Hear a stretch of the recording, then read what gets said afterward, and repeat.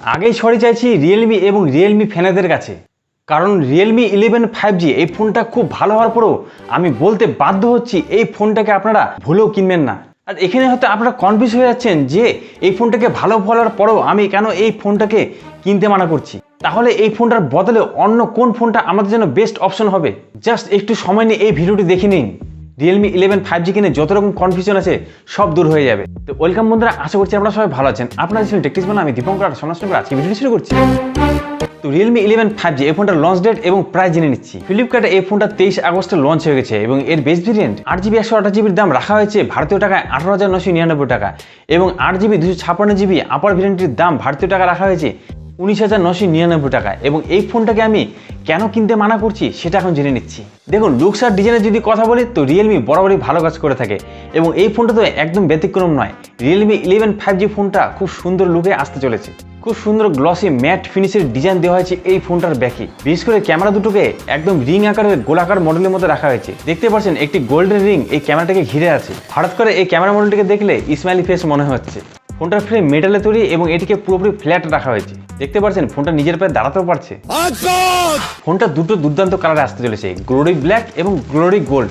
এই চড়া এবং ওজনও ফোনটা খুব হালকা, মাত্র 190 গ্রাম এই ফোনটার ওজন, অর্থাৎ হ্যান্ড ফিলস এক্সপিরিয়েন্স খুব ভালো পেয়ে যাবেন এই ফোনটাতে। এমনকি ফোনটার সামনেও বড়সড় ডিসপ্লে পেয়ে যাচ্ছেন 6.72 ইঞ্চির 5 হোলের আইপিএস ডিসপ্লে পাচ্ছেন।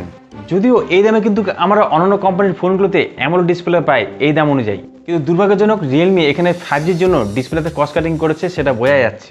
তো যাই হোক, 120Hz রিফ্রেশ রেট পেয়ে যাবেন এই ডিসপ্লেতে এবং 680 নিটসের টপ ব্রাইটনেস পেয়ে যাচ্ছেন এবং ডিসপ্লেতে ওয়াইড বাইন এলএনআরও সাপোর্ট আছে, অর্থাৎ নেটফ্লিক্স এবং অ্যামাজন প্রাইমের ভিডিওগুলোকে আপনারা এইচডি কোয়ালিটিতে দেখতে পারবেন। এবং আইপিএস ডিসপ্লে হলো এই ডিসপ্লের কন্ট্রাস্ট, কালার একুয়েসি এবং ভিউইং অ্যাঙ্গেল যথেষ্ট ভালো পেয়ে যাচ্ছে। আর রিয়েলমি 11 রান করবে অ্যান্ড্রয়েড 13 এর লেটেস্ট ভার্সনে, যেখানে রিয়েলমি ইউআই 4.0 কাস্টমাইজেশন করা হয়েছে, যার ফলে এখানে প্রি ইনস্টল অ্যাপ অবশ্যই পেয়ে যাচ্ছেন এবং হট গেমস এবং হট অ্যাপসগুলো তো পেয়ে যাচ্ছেন, যেগুলোকে ধীরে ধীরে আপনাকে ডিসেবল করতে হবে এবং প্রি ইনস্টল অ্যাপগুলোকে আপনারা আনইনস্টল করতে পারবেন। অর্থাৎ কিছুক্ষণ সময় দিতে হবে এই সফটওয়্যারকে ক্লিন করার জন্য, তারপরে আপনার সফটওয়্যারের এক্সপিরিয়েন্স ভালো পেয়ে যাবেন। তবে সম্ভবত এই ফোনটাতে রিয়েলমি দুটো নেক্সট ওএসের আপডেট দিবে, অর্থাৎ 14 এবং 15 আপডেট পেয়ে যাবেন এবং আগামী 3 বছর পর্যন্ত সিকিউরিটি আপডেট পেয়ে যাবেন। তো এটা হলে তো খুব ভালোই হয়। আর এই ফোনটাতে প্রথম মিডিয়াটেক ডায়মেনসিটি 6100+ প্রসেসরটি ইউজ করা হয়েছে, যেটি 6 nm বেস করে তৈরি হয়েছে এবং এই প্রসেসরটি অনটু স্কোর 4,40,000-এর কাছাকাছি পেয়ে যাবেন। এবং এই ফোনটাতে 8GB LPDDR4X RAM আছে এবং 128GB UFS 2.2 অর্থাৎ ভালো কোয়ালিটির স্টোরেজও আছে, অর্থাৎ মাল্টিটাস্কিং করার জন্য এখানে কোনো সমস্যা হবে না। তবে গেমিং পারফরমেন্সের যদি কথা বলি তাহলে এখানে আপনারা অ্যাভারেজ পারফরমেন্স পাবেন। ফ্রি ফায়ার এবং কল অফ ডিউটির মতন গেমগুলিকে আপনারা 40 ফ্রেম পার সেকেন্ডে এবং নর্মাল কোয়ালিটিতে খেলতে পারবেন। এক কথা গেমিং পারফরমেন্স আপনারা ডিসেন্ট পাচ্ছেন। তাছাড়া এখানে 11টি 5G ব্যান্ডের সাপোর্ট আছে, তো এই দিক থেকে কোনো কমপ্লেন নেই আমার। আর ক্যামেরা যদি কথা বলি তাহলে এই ফোনটাতে মেন ক্যামেরা রাখা হচ্ছে 108 মেগাপিক্সেলের, যে ক্যামেরাটিতে সেন্সার হিসেবে আমরা স্যামসাংয়ের আইসোসেল সেন্সার পেয়ে যাচ্ছি। তার মানে ফটোর কোয়ালিটি নিয়ে আর কোনো টেনশন নাই, দুর্দান্ত ফটোর কোয়ালিটি পেয়ে যাবেন এই ক্যামেরাতে। নাইটেও ভালো কোয়ালিটির ফটো বের করে দেবে এই ক্যামেরা সেন্সার এবং এখানে 3x পর্যন্ত জুমও আছে। আপনারা দেখতে পাচ্ছেন জুম করার পরে এই ফোনের ফটো কোয়ালিটি খুব ভালো পাওয়া যাচ্ছে। তবে এখানে 4K রেকর্ডিং বা 2K রেকর্ডিং পাচ্ছেন না, মাত্র 1080p আপনারা রেকর্ডিং করতে পারবেন, তাও 30 ফ্রেম পার সেকেন্ডে, 60 ফ্রেম পার সেকেন্ডও নেই।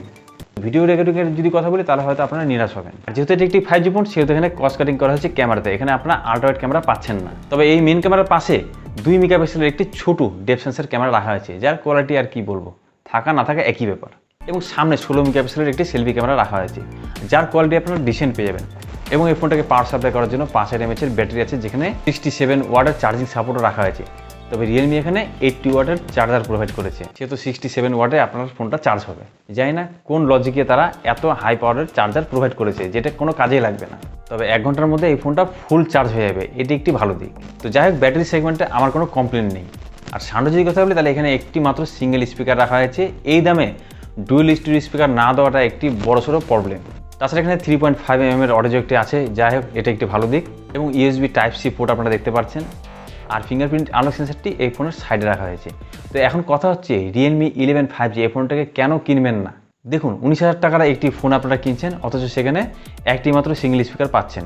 এমনকি ডিসপ্লেতে অ্যামোলেড ডিসপ্লে না দিয়ে নর্মাল কোয়ালিটির ডিসপ্লে রাখা হয়েছে। তাছাড়া পারফরমেন্সের দিক থেকে আপনাকে নিরাশ হতে হবে, এখানে আরও ভালো কোয়ালিটির প্রসেসর তারা দিতে পারতো, যেটা তারা দেয়নি।